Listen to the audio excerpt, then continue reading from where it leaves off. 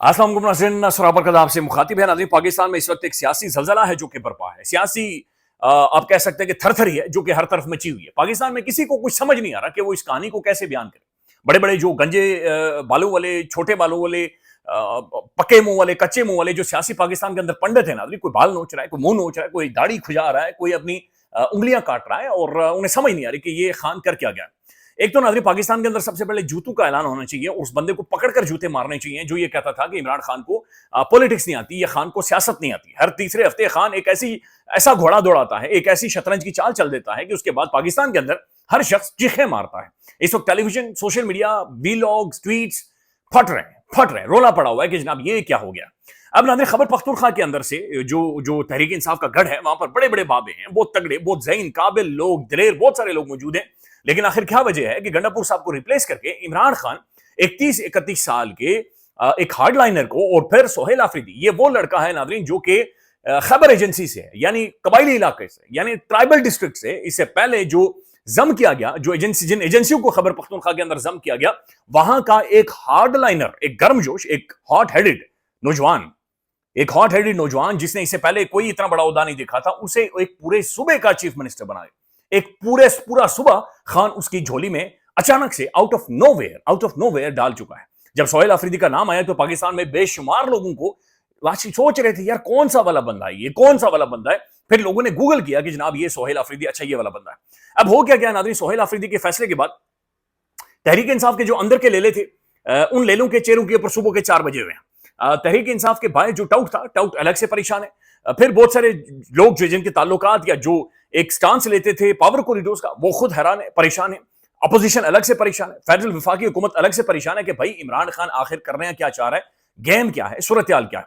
पहले तो ये सेलिब्रेशन देखिए, खैबर पख्तूनख्वा में नाज़रीन इस वक्त आतिशबाजी हो रही है, गोले फोड़े जा रहे हैं, शुरलियां ऊपर छोड़ी जा रही है, वहां पर आसमानों में इस वक्त जश्न हो रहा है। खैबर पख्तूनख्वा में वो कहा जश्न हो तो जश्न वहां पर हो रहा है। ऐसा महसूस हो रहा है नाज़रीन कि जैसे किसी चोर को भगा दिया गया हो, जैसे किसी बुज़दिल को, किसी ठग को वहां से केपीके से भगा दिया गया हो, या फिर किसी मुराद सईद का वेलकम किया जा रहा हो, या इमरान खान वापस आ गया हो। ऐसा सेलिब्रेट किया जा रहा है केपीके के अंदर, खैबर पख्तूनख्वा के अंदर, चूंकि सोहेल आफरीदी आ गया। नंबर 1 नाज़रीन, पूरे पाकिस्तान के अंदर नौजवानों के अंदर एक नई लहर, एक उम्मीद पैदा हो गई है कि भाई ऐसा नहीं है कि बाप है, उसका भाई है, उसका बेटा है, फिर फलाना है, ढिमकाना, ऐसा नहीं है। अगर कोई भी जवान है जो खड़ा हो सकता है, ग्राउंड्स को होल्ड कर सकता है, उसूली तौर पर नजरिए पर खड़ा हो सकता है, तो फिर वो एक सूबे का सरबराह बन सकता है। पाकिस्तानी सियासत में वो आगे आ सकता है, पाकिस्तानी सियासत के अंदर एक रोल प्ले कर सकता है। सूबे की इंटीग्रेशन, जिस तरह से खबर एजेंसी से ये बंदा आया, नौजवान आया, और ये ISF से उठा है, यानी बिल्कुल नीचे से ये बंदा स्ट्रगल करके सोहेल आफरीदी ऊपर आया है, तो ये एक पूरे मुल्क में एक उम्मीद पैदा हुई है। अनप्रेसिडेंटेड हिस्टोरिक डिसीजन है कि जनाब आप लोग ऊपर आ सकते हैं। इस मुल्क के अंदर एक उम्मीद मौजूद है, इस मुल्क के अंदर एक आस मौजूद है, इस मुल्क के अंदर एक अभी भी देयर इज समथिंग कि आप अपनी स्पेस बना सकते हैं, अपनी जगह बना सकते हैं, और आप पॉलिटिक्स के अंदर प्रोग्रेस कर सकते हैं। और ये कोई गंदा काम नहीं है, ये बेहतरीन काम। सवाल नाज़रीन सबसे बड़ा ये उठाया जा रहा है कि वाई सोहेल आफरीदी, आखिर सोहेल आफरीदी क्यों? अच्छा, एक बात ध्यान में रखेंगे, मैंने तकरीबन पिछले चंद घंटों में सबको सुना है। सिद्दीक जान साहब का तकरीबन 50-56 मिनट का व्लॉग भी सुना, शहबाज गिल साहब को भी सुना, हबीब अकरम साहब को भी सुना, इमरान रियाज खान साहब को भी सुना, आबिद अंदरीब साहब को भी सुना, मतीउल्लाह जान साहब को भी, तकरीबन सबको मैंने पिछले चंद घंटों में सुना है। इसमें जो सबसे बेहतरीन एक वन लाइनर दिया है वो मोहतरम हबीब अकरम साहब ने अपने व्लॉग में दिया है। उन्होंने कहा कि इमरान खान ने सोहेल आफरीदी को इसलिए चुना क्योंकि सोहेल आफरीदी या कोई भी जितना भी तजुर्बाकार होगा तो उसके आसमानों के साथ ताल्लुकात होंगे। तो खान एक ऐसे बंदे को लेकर आया कि जिसके आसमानों के साथ ताल्लुकात नहीं है। यानी दिस इज क्लैरिटी कि खान को डील शील में कोई दिलचस्पी नहीं है, कोई 1% भी उसका इंटरेस्ट ही नहीं है। उसे एक ऐसा बंदा चाहिए जिसके आसमानों के साथ या फिर पावर कॉरिडोर्स के साथ कोई ताल्लुकात ना हो। अच्छा, फिर एक खबर यह भी आ रही है जो कि अकबर बाजवा साहब ने वहां पर डिस्कस की। उनका यह कहना है कि गंडापुर के ऊपर खान को इसलिए भी गुस्सा चढ़ा कि इस दफा भी जब मुलाकात हुई, एक तो अलीमा खान के खिलाफ वो शिकायतें करता रहा गंडापुर, चले वो तो ठीक है, खान बहुत सारी चीजों के ऊपर उनकी स्टेटमेंट भी आई, लेकिन गंडापुर साहब किसी का पैगाम लेकर गए थे। तो जो ही उन्होंने खान साहब के सामने वो पैगाम रखा तो खान का मीटर घुमा और उसने कहा कि यार कोई अकल कर, कोई तू अकल है या नहीं है, ये अंदर से खाली है। मैं 2 सालों से जेल के अंदर मौजूद हूं, मैं रेजिस्ट, मुजाहिमत, पाकिस्तान पूरा खड़ा हुआ है, और मैं अब जाकर कोई डील करूं या डिस्कशन करूं, یہ جو بات تھی ناظرین اس کے اوپر عمران خان اور زیادہ یعنی پہلے سے عمران خان بدل ہو چکا تھا گنڈاپور پر لیکن اور زیادہ ریئیکٹ کیا ہے. اب ناظرین پاکستان کے دو بڑے معتبر صحافی بلکہ تین نصرت جاوید صاحب, حبیب اکرم صاحب, صدیق جان صاحب. نصرت جاوید صاحب یہ کہہ رہے ہیں کہ جناب جو بلکہ ایگزیکٹ میں ان کی سٹیٹمنٹ پڑھ کے آپ کے سامنے رکھ دیتا ہوں کہ آخر یہ لے کر کیوں آئے ہیں سہیل آفریدی کو, اور یہ پاکستان کے ناظرین بہت معتبر اور بہت ہی سینئر تجزیہ کار ہیں, جرنلسٹ ہیں جو یہ بات کر رہے ہیں. سہیل آفریدی کے پی کے میں سب سے کم عمر وزیر اعلیٰ ہوں گے. میں دعوے سے کہہ سکتا ہوں کہ ان کی پہلی ترجیح یہ ہے کہ وہ 24 نومبر کی برسی اسلام آباد آ کر منانا چاہتے ہیں. یعنی Sohail Afridi wants to get back to D چوک. سہیل آفریدی خان چاہ رہا ہے کہ جس ڈی چوک کے اندر سنائپر شوٹ ہوا تھا, جو ڈی چوک کے اندر گولیاں چلی تھی, واپس پہنچو وہاں پر جا کر واپس کھڑے ہو جاؤ. تو نصرت جاوید صاحب کے مطابق عمران خان وہ جو ٹیریٹری گنڈاپور چھوڑ کر چلا گیا تھا, جہاں سے گنڈاپور بھاگا تھا, خان یا سہیل آفریدی کا جو انتخاب ہے وہ یہ ہے کہ جناب وہاں پر واپس جاؤ, ادھر ہی جا کر دوبارہ سے کلیم کرو. حبیب اکرم صاحب یہ کہہ رہے ہیں کہ بس اب تیار ہو جائیں آپ, اگلے چند دنوں میں آپ کو ایک نئی تحریک کا آغاز آپ کو باقاعدہ سے نظر آئے گا. صدیق جان صاحب یہ کہتے ہیں کہ سہیل آفریدی فوری طور پر سب سے پہلے اس کا جس چیز کے اوپر ایمفیسس ہے کہ 26 نومبر ڈی چوک وہاں پر ہمارے اوپر گولی چلی تھی, لہذا کہانی دوبارہ سے ڈی چوک سے شروع ہوگی. تو یہ ایک کانسنسس ہے ناظرین پاکستان کے اندر تجزیہ کاروں کا, جرنلسٹوں کا, صحافیوں کا, جو کہ نظر آ رہا ہے کہ جناب عمران خان ایک ایسے بندے کو لے کر آیا جو ریزسٹ کر سکتا ہے, مزاحمت کر سکتا ہے, اور ایسے ڈیسیجن ناظرین خان ہی لے سکتا ہے. یہ خان کا ہی جگرا ہے, یہ خان ہی ہے جو کہ کر سکتا ہے, باقی اور کوئی نہیں کر سکتا. گنڈاپور صاحب ناظرین, گنڈاپور ایک کالی اور بدبودار تاریخ بن چکا ہے. اس سے سبق سیکھنے کی ضرورت ہے تحریک انصاف کے لوگوں کو کہ خان جب بھی کوئی فیصلہ لے لے گا تو کوئی جتنا بھی بڑا ترم خان ہو یا اس ترم خان کے پیچھے کوئی کتنی بڑی توپ کھڑی ہو, وہ ہوا میں اڑ جاتی ہے. یعنی خان پھونک مارتا ہے تو کوئی جن نظر ہی نہیں آتا پھر آس پاس, اور یہی چیز گنڈاپور کے ساتھ ہو گئی. سہیل آفریدی کے ساتھ ناظرین ایک کالا بدبودار پروپیگنڈا شروع کر دیا گیا ہے. ابھی کہانی شروع نہیں ہوئی اور پروپیگنڈا پہلے سے. اچھا, یہ پاکستان کے اندر نہ دیکھیے ریڈی میڈ ملتے ہیں, یہ ریڈی میڈ پروپیگنڈے ہیں, یہ جیبوں کے اندر رکھے گئے تو بس یہ ایسے ایسے بانٹے جاتے ہیں, پھینکے جاتے ہیں.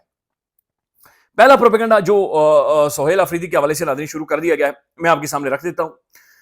یہ فیاض الحسن چوہان صاحب آئے ہیں, وہ کہہ رہے ہیں کہ اگر سہیل آفریدی وزیر اعلیٰ بن گیا تو پھر میں پوری قوم سے معافی مانگوں گا. پھر ایک اکاؤنٹ کہہ رہا ہے کہ ذرائع کے مطابق سہیل آفریدی پر دہشت گردی کی سہولت کاری اور فنڈنگ کے الزامات ہیں. اس کے علاوہ اس پر منشیات کی سمگلنگ, ایف سی اہلکاروں پر دہشت گردوں کے حملے کی معاونت اور سوات موٹر وے کے لیے مختص 20 میں سے 13 ارب روپے ہڑپ کرنے کے الزامات ہیں. یعنی یہ آج سہیل آفریدی اچانک سے پیسے بھی ہڑپ کر گیا, اچانک سے بندہ سمگلنگ بھی کرتا ہے, یہ دہشت گردوں کی فنڈنگ بھی کرتا ہے, یہ سہولت کاری بھی کرتا ہے, اور اس نے ایف سی اہلکاروں پر دہشت گردوں کے حملے کی معاونت بھی کی ہے. یعنی کہ ہماری جو پیراملٹری ہے ان کے اوپر جو اٹیکس ہوئے ہیں ان میں سہیل آفریدی معاونت بھی کرتا رہا ہے.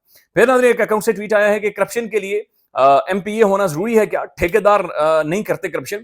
سوات موٹر وے کا ٹھیکہ, اس کے بارے میں بتایا جائے کہ جناب سوات موٹر وے کا جو ٹھیکہ تھا اس میں کیا ہوا ہے. تو یہ باقاعدہ سے اس کے اوپر جعلی بدبودار قسم کے الزامات سہیل آفریدی صاحب کے اوپر باقاعدہ سے شروع کر دیے گئے. دوسری طرف ناظرین پاکستان پیپلز پارٹی ندیم افضل چند صاحب ہیں, وہ کہہ رہے ہیں کہ سہیل آفریدی وزیر اعلیٰ نہیں بنیں گے, تحریک انصاف کل تک خود نام بدل دے گی. ندیم افضل چند کہہ رہے ہیں کہ کل تک پی ٹی آئی خود نام بدل دے گی. اب سن لیں. جو انہوں نے نامزدگی کی ہے ان کے پارٹی کا فیصلہ ہے, ہم کیا کہہ سکتے ہیں, لیکن میری خبر کے مطابق شاید وہ نہیں بنیں گے. اچھا, میرے پاس جو ایک خبر ہے کہ وہ کل تک نام چینج ہو جائے گا. اچھا, پی ٹی آئی خود کرے گی چینج؟ پی ٹی آئی خود چینج کرے گی. اور یہ میری جو اسیسمنٹ ہے, یہ خبر ہے, یا جو بھی آپ کہہ لیں, تو میرے خیال میں کل تک نام چینج ہو جائے گا. بڑی ریومرز ابھی ہیں کہ کیوں نامزاد ہوا, کس شخصیت کی وجہ سے. کچھ لوگوں پہ الزام بھی لگ رہا ہے کہ انہوں نے وہ فلاں کو مینج کیا, فلاں ہوا. تو یہ کل تک خبر سامنے آ جائے گی, لیکن پارٹی کا فیصلہ ہے. پارٹی اور اپوزیشن کی.